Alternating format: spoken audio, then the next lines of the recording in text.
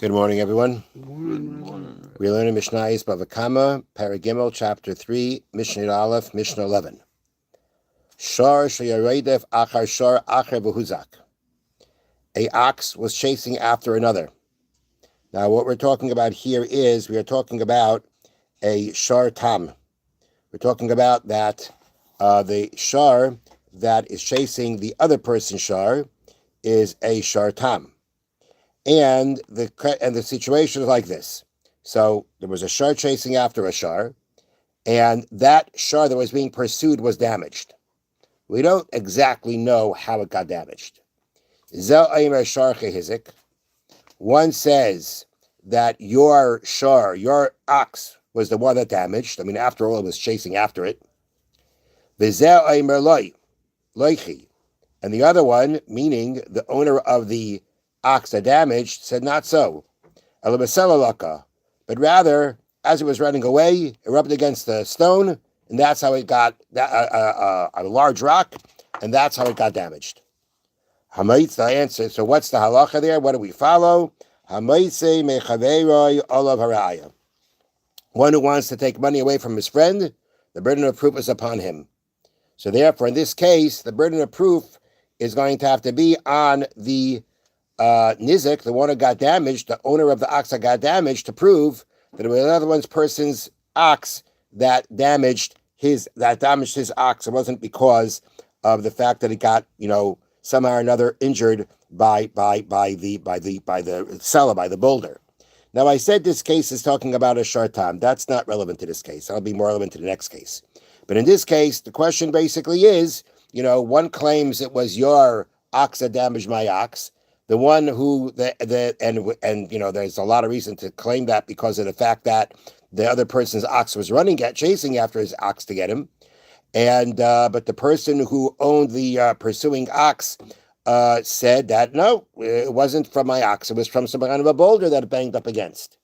So we say a rule that is going to be the rule throughout this Mishnah. If you tried it, the one who wants to take money went from his friend. The burden of proof is upon him. Now, here in the notes, they add, even though it seems from the circumstances that the injury was inflicted by the chasing ox, this is not sufficient proof for the owner of the injured ox to be awarded damages. Rather, he must prove, usually by having two witnesses testify in court, that the chasing ox was responsible. Moreover, even if the owner of the injured ox says he is sure that the injury was inflicted by the chasing ox, whereas, meaning he says, I saw it happen. Whereas the owner of the chasing ox does not really know what happened. He doesn't know. Why? Because you said that's what happened. That's what happened. I don't know. Maybe it got damaged by rubbing against a boulder. The owner of the injured ox must still bring proof, even though one of them has what's called the tainus bari, a claim of certainty. The other one is not certain. Nonetheless, the rule is still going to be that if you do not have you don't have witnesses, you don't have strong proof to the fact that your ox was damaged by the other ox. Whoever wants to take the money away from his friend, the burden of proof is upon him. Okay, now next case. Hayu shnayim reitvim achar echad. Two oxen were running after one. Okay, Reuben had an ox and Shimon had an ox.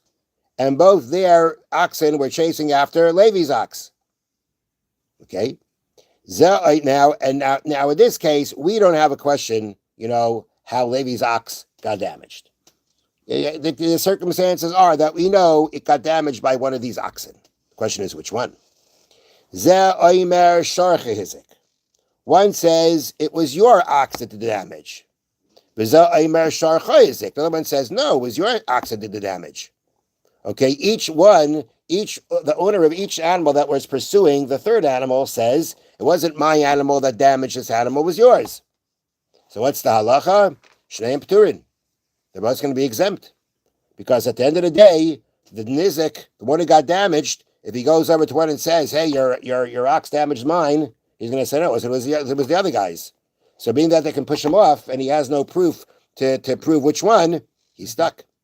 Now, this is talking about where they both belonged to different people. Im hayu shneim shalish echad. Now let's say both of them belong to one person. Mm-hmm. Then shneim chayavim. Then both of them are going to be obligated.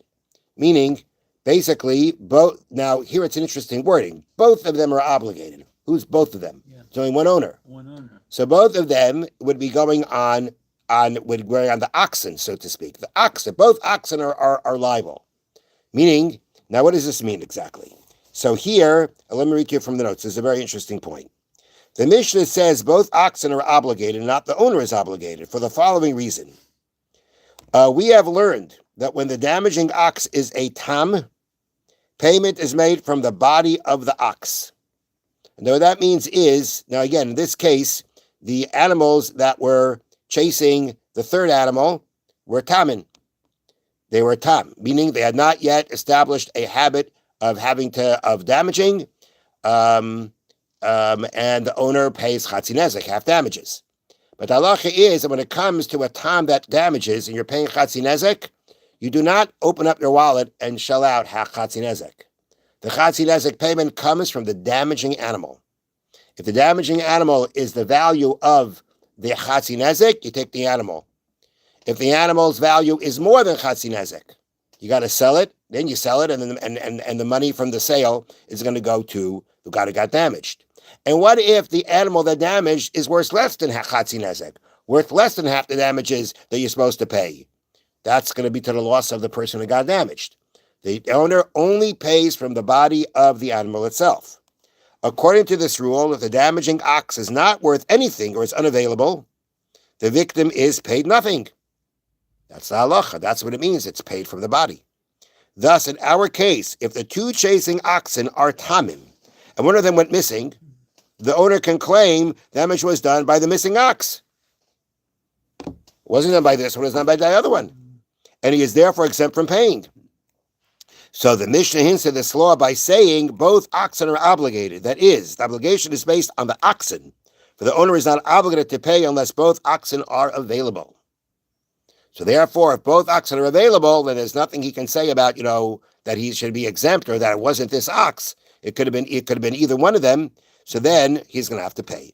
But again, the point of using this wording that they both are obligated is really for the point of bringing out that since we're talking about tamin, the payment only comes from the animal themselves, and therefore one animal is missing, he can exempt himself by saying, who says it was this animal? Maybe it was the other animal. Okay. We will stop here and continue tomorrow, Mitzvah Hashem. Thank you, Rabbi. Thank you, Rabbi.